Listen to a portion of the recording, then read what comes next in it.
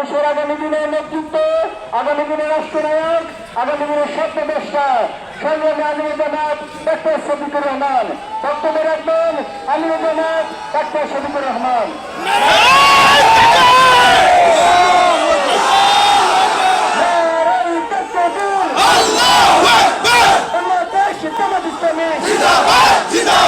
জিন্দাবাদ জিন্দাবাদ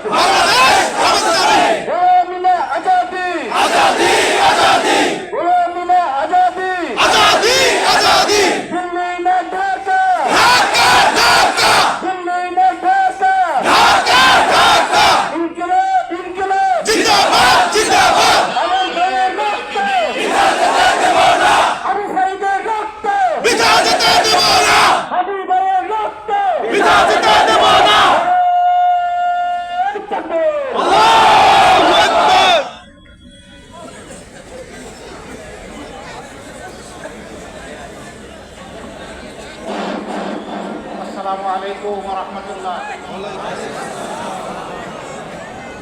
ওনার নামাই দাও, ওনার জন্য পিছনে দেখতে পায় না। প্রিয় এলাকাবাসী, আপনারা কেমন আছেন? ভালো আছেন?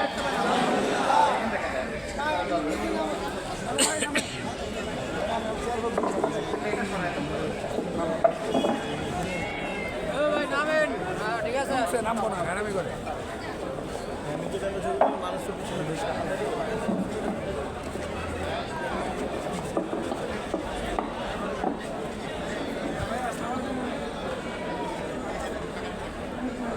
এবার সালাম কেমন হয়? আসসালামু আলাইকুম ওয়া রাহমাতুল্লাহ। শোনা গেছে? আলহামদুলিল্লাহ। তো এখন তো হালকা শীত, তাই না? আসেন একটু আমরা মহান আল্লাহর নাম নিয়ে নিজেকে একটু ঝালাই করে নেই। লিল্লাহি তাকবীর, লিল্লাহি তাকবীর, লিল্লাহি তাকবীর। প্রিয় এলাকাবাসী, মহান আল্লাহ রাব্বুল ইজ্জতের শুকরিয়া আদায় করছি। জাতির প্রয়োজনে, দিনের প্রয়োজনে, মানবতার প্রয়োজনে যে আল্লাহ আমাকে আপনাদের সামনে দাঁড়াবার তৌফিক দান করেছেন, রব্বে কারিমের দরবারে অসংখ্য অসংখ্য শুকরিয়া, আলহামদুলিল্লাহ। আমি গভীর গভীর কৃতজ্ঞতা আপনাদেরকে জ্ঞাপন করছি।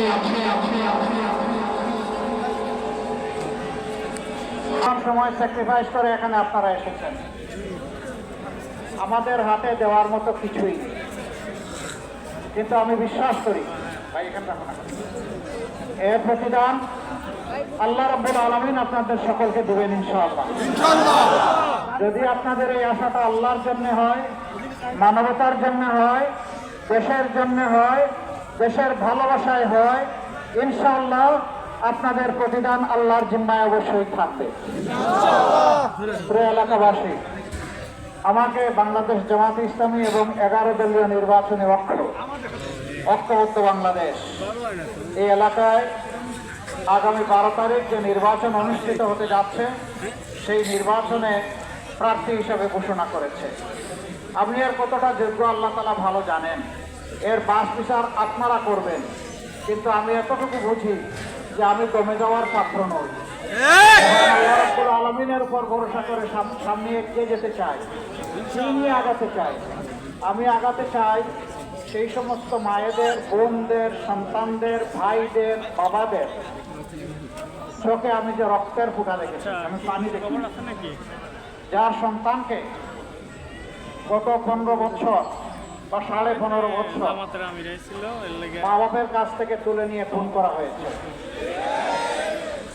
মা তার সন্তান হারিয়েছেন, বাবা সন্তান হারিয়েছেন, যুবতী বোনটি তার স্বামী হারিয়েছে, অবুঝ শিশুরা তাদের বাবা হারিয়েছে। আমি চেষ্টা করেছি জীবনের ঝুঁকি নিয়ে পুরো 15.5 বছর এই সবগুলা বঞ্চিত, নিগৃহীত, নিষ্পেষিত মজলুম পরিবারগুলোর কাছে যাওয়া। কিন্তু আমি একটি মানুষ, আমার পক্ষে সব জায়গায় যাওয়া সম্ভব হয়নি। যেখানে আমি পেরেছি গিয়েছি, যেখানে পারি নাই আমার সহকর্মীরা গিয়েছেন। আমি যে জায়গায় গিয়েছি তাদের চোখের কোনায় আমি পানি দেখিনি, আমি রক্ত দেখেছি। আমাদের আপনজনের রক্ত।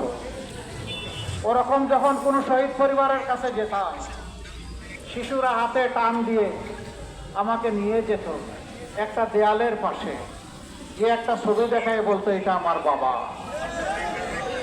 সে বাবাকে না পেয়ে দেয়ালের মধ্যে ছবি এঁকেছে তার মতো করে, বলে আমার বাবা কি আর আসবে?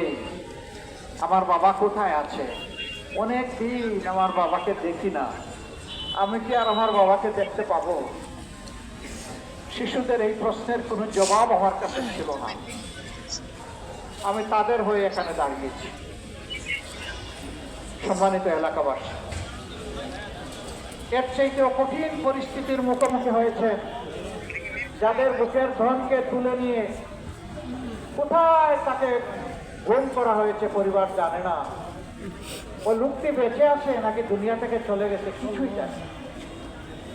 এরকম মায়েরা, বোনেরা, শিশুরা, ভাইয়েরা, পিতারা আমাদেরকে জিজ্ঞেস করছেন, আচ্ছা বলুন তো আমার সন্তানটা কি বেঁচে আছে? কোথায় আছে? আপনারা কি একটু আমাদেরকে সন্তান দিতে পারবেন? যদি আমার সন্তানটা বেঁচে না থাকে তাহলে তার কবরটা কোথায়? সন্তান পাবো না, তার কবরের মাটি ছুঁয়ে অন্তত একটু প্রশান্তি নিতে চায়। এই লোকটার কাছে আমাদের কোনো জবাব ছিল না। আমরা একটা মজলুম সংগঠন, আপনারা জানেন আমাদের উপর কত না জিদ মেটানো হয়েছে। আমাদের নেতৃবৃন্দকে খুন করা হয়েছে বিচারের নামে, অন্যায় অপবাদ দিয়ে। আমাদের অফিসগুলো তালাবদ্ধ করে রাখা হয়েছে টানা 13.5 বছর।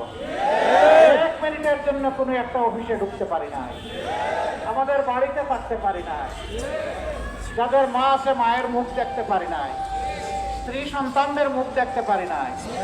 এই দেশেই ছিলাম, জেলে ছিলাম না। যখন জেলে ছিলাম তো ছিলাম, বাইরে যখন ছিলাম তখন কারো মুখ দেখতে পারি নাই।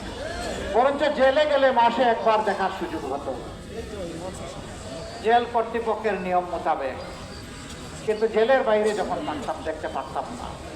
আমাদের দলটার নিবন্ধন কেড়ে নেওয়া হলো, আমাদের প্রতীক কেড়ে নেওয়া হলো। ইনসাফের প্রতীক তাদের সহ্য হয় নাই। বাংলাদেশে ইনসাফ কায়েম হলে দুষ্টামি করা যাবে না, আমাদের প্রতীকটাই তারা গায়েব করে দিল, খেয়ে ফেললো।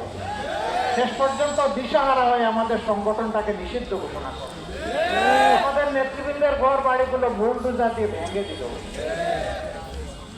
কত দুঃখের কাহিনী আপনাদেরকে বলবো।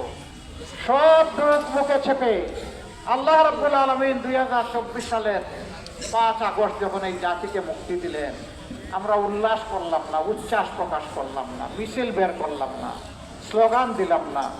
আমরা আল্লাহর শুকরিয়া আদায় করার জন্য ভিজা চোখ নিয়ে সেজদায় পড়ে গেলাম। মহান আল্লাহ আমাদেরকে সেই কর্মসূচি দিয়েছেন, ফাসাব্বিহ বিহামদি রাব্বিকা ওয়াস্তাগফির ইন্নাহু কানা তাওয়াবা। সূরা নসর। যখন তোমাদের সামনে আল্লাহর পক্ষ থেকে এরকম ভালো কিছু আসবে, তখন এটা ধরে নিও না যে এটা তোমাদের চেষ্টার ফসল, বরঞ্চ তোমরা অবশ্যই মনে করবা এটা আল্লাহ তাআলার দান। যে আল্লাহ তোমাদেরকে এই নিয়ামত দান করেছেন, তোমরা সেদিন তার তাসবিহ করবে, পবিত্রতা বয়ান করবে, হে আল্লাহ তুমি পবিত্র, আমি গুনাহগার। বলবে রব্বুল আলামিন তোমার সকল প্রশংসা, তুমি আমাদেরকে এই নিয়ামত দান করেছো। বলবে হে আল্লাহ এই কাজগুলা করতে গিয়ে আমরা মানুষ ভুল ত্রুটি হয়তো অনেক করে ফেলেছি, তুমি যে গফুরুর রাহিম, তোমার দরবারে তাওবা করছি গো মাবুদ, তুমি আমাদেরকে ক্ষমা করে দাও।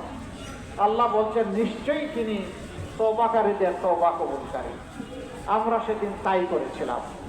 সেজদা থেকে উঠে ভাঙ্গা বিধ্বস্ত কেন্দ্রীয় অফিস চোখের পানিতে স্মরণ করছিলাম আমাদের শহীদ হয়ে যাওয়া নেতৃবৃন্দকে। আমরা তাদেরকে সেখানে খুঁজে পাইনি। তাদের স্মৃতি, তাদের কষ্ট আমাদের বুকে বয়ে সে রাতেই আমরা ঘোষণা করে দিলাম যে আমরা কারো উপর থেকে কোনো প্রতিশোধ নেব না। বাংলাদেশের প্রিয় জনগণ, এই কষ্ট অন্য কোনো দল বুক করে নাই। আমি যার বিবরণ আজকে দিলাম, এটি ছিল একান্তভাবেই জামাতে ইসলামের জন্য, ইসলামী ছাত্র শিবিরের জন্য। কিন্তু আমরাই বললাম সবার আগে যে আমরা প্রতিশোধ নেব না। আপনারা সাক্ষী, আমরা একটা মানুষের উপর থেকেও প্রতিশোধ নেইনি।